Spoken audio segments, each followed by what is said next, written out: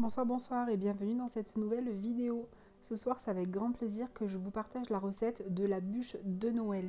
Une recette que je fais depuis de nombreuses années, qui fait toujours l'unanimité.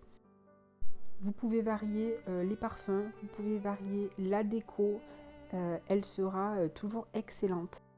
Dans cette recette, je vais vous montrer la recette de mon gâteau roulé, de ma crème pâtissière et également de la meringue italienne.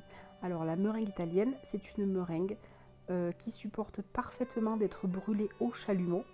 C'est une meringue, contrairement à la meringue française où on utilise du sucre accru, ici on va utiliser un sirop, donc le sucre sera chaud. Allez, on va commencer par faire la crème pâtissière. Donc pour la crème pâtissière, il me faudra un œuf entier plus 3 jaunes. Donc, on conserve bien les 3 blancs d'œufs qu'on a séparés et on s'en servira pour faire la meringue italienne. Donc, je vais bien battre mes jaunes d'œufs. Je vais ajouter ensuite le sucre. Je vais bien battre au fouet. Si vous avez un batteur électrique, vous pouvez très bien battre au batteur électrique et ça vous permettra de bien faire blanchir les jaunes d'œufs. Je vais ajouter également la farine et je vais bien mélanger pour éviter qu'il y ait des grumeaux dans le mélange. Ensuite, je vais découper ma gousse de vanille dans le sens de la longueur, la gratter pour l'ajouter dans le lait.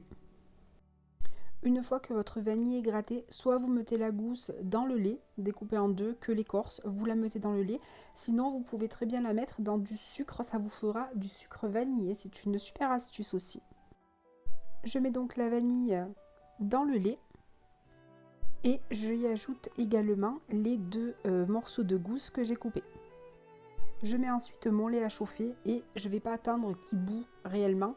Dès que je comprends que mon lait commence un petit peu à bouger et à rentrer un petit peu en ébullition, hop, je l'arrête. Voilà, mon lait commence à devenir bien chaud, vous voyez. J'enlève les gousses de vanille. Je vais ensuite verser le lait sur le mélange œuf, sucre, farine, sans cesser de remuer. Et je vais remettre, une fois que c'est bien mélangé, je vais le remettre dans la casserole et je vais mettre à chauffer pour que le mélange épaississe.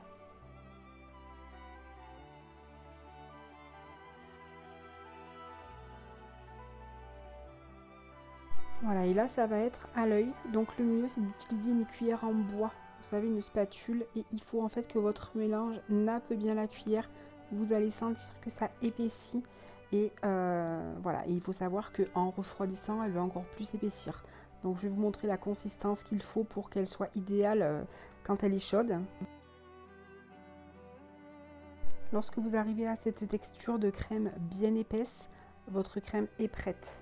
Donc il ne vous restera plus qu'à la verser dans un récipient en verre ou en terre.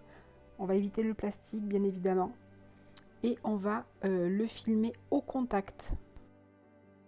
Voilà, filmer au contact, c'est-à-dire qu'on met du film étirable sur le dessus et on va bien appuyer avec la main sur le mélange pour bien qu'il n'y ait pas d'air entre eux. Vous voyez, j'insiste bien de manière à ce que le film étirable il pousse bien la crème plus les bords du récipient pour qu'il n'y ait pas d'air et donc votre crème ne pourra pas croûter. Sinon ça va faire une pellicule dessus et ça sera pas top. Voilà, donc là après on la met au réfrigérateur ou si elle est très très chaude, moi je la mets à l'extérieur. Je vais maintenant préparer ma génoise, donc il me faut 4 œufs blancs et jaunes séparés. Là je suis en train avec mon robot de monter mes blancs en neige. Je vais battre mes jaunes, bien les battre au fouet ou au batteur électrique. Je vais y ajouter le sucre.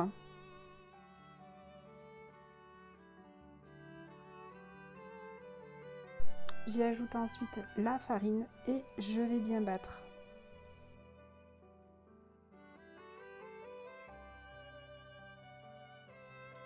Si on voit que le mélange manque un peu de liquide, ça dépend de la grosseur des œufs, je rajoute une larme de lait, vraiment pas trop.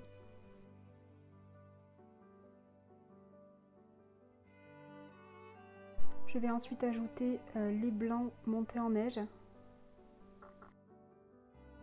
Et je vais battre délicatement, c'est même pas battre d'ailleurs, on va mélanger tout doucement les blancs d'œufs avec l'autre mélange pour éviter de casser les blancs. Donc on évite le fouet bien évidemment.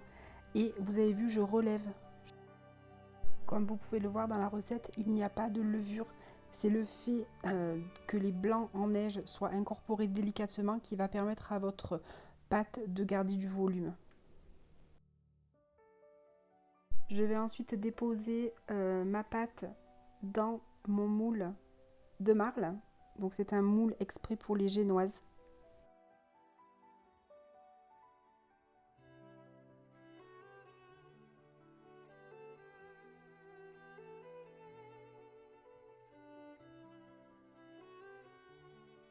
Et je vais enfourner 12 minutes à 180 degrés.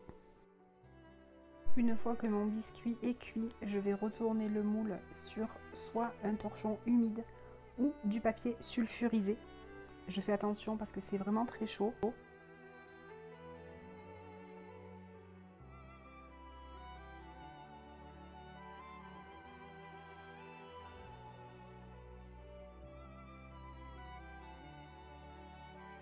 Et je vais rouler aussitôt pour que mon biscuit prenne bien la forme et ne se craque pas quand je le roulerai et qu'il sera garni. Une fois que mon biscuit a refroidi, je vais étaler ma crème pâtissière sur mon gâteau. J'en mets bien de partout, je mets une bonne petite couche quand même.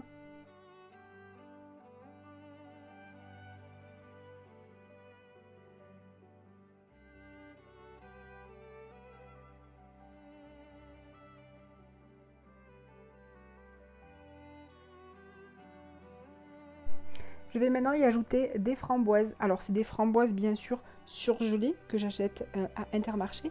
Et j'ai été agréablement surprise parce que très souvent c'est des framboises mais il y a pas mal de brisures à l'intérieur. Et là elles étaient vraiment intactes. Donc des framboises, je les laisse surgeler. Je les fais surtout pas décongeler avant. On peut mettre des poires, on peut mettre toutes sortes de fruits, de la pomme, de la banane, de l'abricot, de la fraise si on est en été. Vraiment on a un large choix. Et je vais tout simplement rouler délicatement mon biscuit qui sera resté très souple d'ailleurs.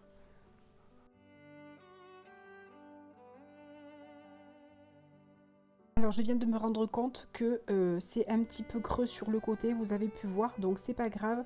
À l'aide d'une petite cuillère, je vais venir ajouter simplement un petit peu de crème pâtissière à l'intérieur. Tout simplement.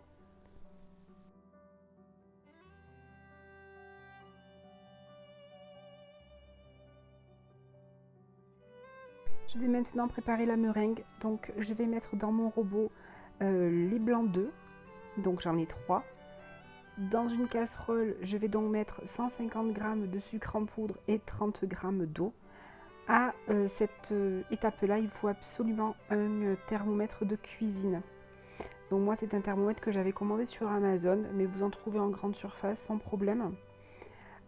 Pour ce qui est de la meringue, il vous faudra aussi soit un batteur électrique, simplement, soit un robot, comme j'ai ici. Je vais mettre donc le sirop à cuire. Il faut que le sirop, déjà, une première étape, atteigne 114 degrés. Quand il arrive à 114 degrés, vous allez commencer à battre vos blancs en neige. Et lorsque le sirop arrive à une température de 121 degrés, on commence à l'incorporer au blanc. Mais je vais vous montrer par la suite.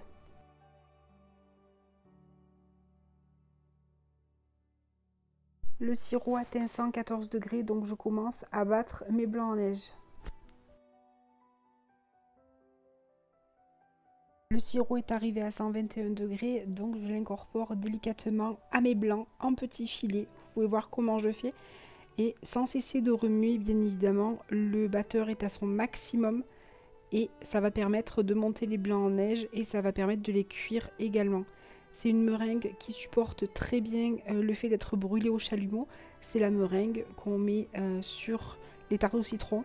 Voilà, hein, donc voilà, tout est incorporé. Et là maintenant, je vais laisser battre 5 grosses minutes quand même. Il faut que le mélange redescende, puisque là on est à 121. En battant, bien sûr, ça va refroidir. Il faut que le mélange descende à 50 degrés.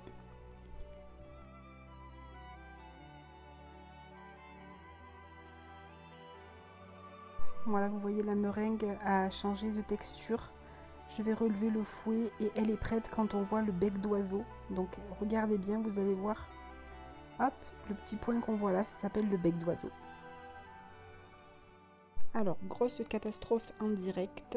Je n'avais plus de poche à douille, donc j'ai pris un sac congélation que j'ai coupé, j'ai mis ma douille, j'ai mis mon meringue à l'intérieur. Et puis, à un moment donné, la poche à douille, enfin le sac congélation, s'est ouvert. Donc ça a été une catastrophe. Donc j'ai finalement étalé ma meringue de partout avec un couteau. J'ai pas fait des motifs dessus. Ensuite, il est arrivé le moment de brûler la meringue où je me suis aperçue que je n'avais plus de gaz dans mon chalumeau. Donc il a fallu un 24 décembre à 17h aller chercher dans un tabac une cartouche de gaz. Par chance, le tabac n'était pas fermé. Voilà, très gentil la petite vendeuse. J'avais peur qu'ils soient déjà fermés à 24. En général, on ferme tôt. Par chance, ils étaient encore ouverts. Donc j'ai pu acheter une cartouche de gaz pour brûler tout simplement ma bûche.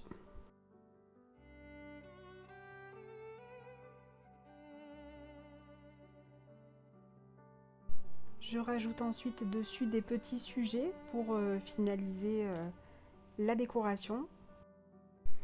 Voilà, la recette est terminée. Comme vous avez vu, c'est quand même assez simple. On va dire que l'étape la plus délicate, c'est l'étape de la meringue. Mais si vous respectez bien les températures, il n'y a aucune raison que votre meringue foire, vraiment. Moi, je l'ai toujours réussi. Donc franchement, c'est vraiment quelque chose que vous pouvez faire.